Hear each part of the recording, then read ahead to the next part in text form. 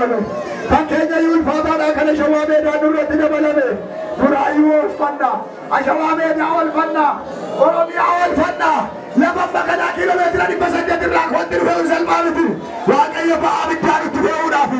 araara ta'u biyya keenyaaf.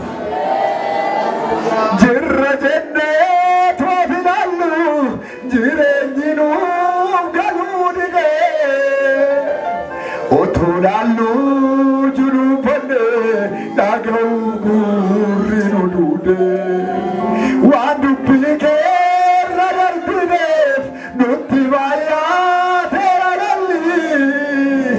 maaloo qalbii jijjiirrannaa gooftaa biyyaa keenya laanii waan dhugaa keerra darbineef nutti baay'ateera dhalli maaloo qalbii jijjiirrannaa gooftaa sabaa keenya laanii barri keenya maaliif ta'ee warwarsaa dhalli namaa utuu madeemu warja'a eegamsa kee yoo nurraa kaafte maal ta'a harka keenya bal'ifannee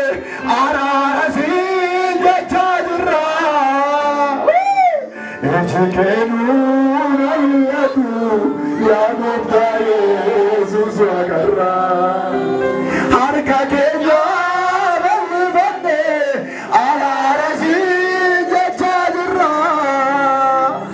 Ejikenu amillatu alu ya gooftaa Yesuus waaqarra kaanuu kana dhabadha qomeen salliya amen amen amen amen amen harka keenya bal'ifannee biyya keenya sitti waanya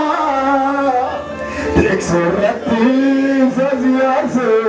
nurragasi chupudenya harayuba yesodane porimbola budaina otu akasiti jirru yotinullatte maljinna gurra kese qaba Jesus Jurachu Yesu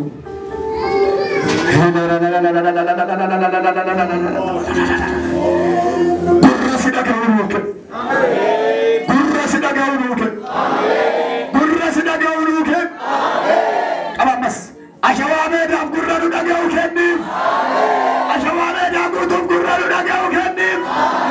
Gurra nu daga ukennim Gurra sidaka ukennim Gara kesa kabanda Gara biya gara nuken Gara sabanuken Lappe sabanuken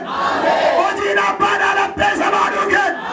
Kappane namsina lappe sabanuken Ugam nugaru panna lappe sabanuken Saninu tinda lappe sabanuken Lappe kesa kabanda lappe jabe sanugari Namaru garu pachum lappe sabanuken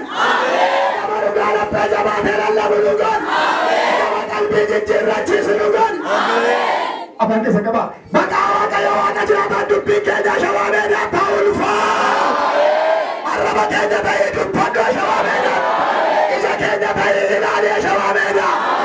Illa kenya tayi kesa debi shawameda Murinna kenya nagaw Kalbi kani jijjiirratu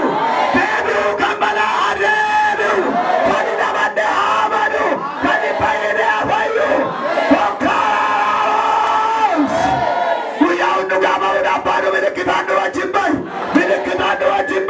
Melekitando wajimbai Dadikirando wajimbai Ararando wajimbai Erganando wajimbai Sagalerando wajimbai Oh hallelujah Oh now to singalatifat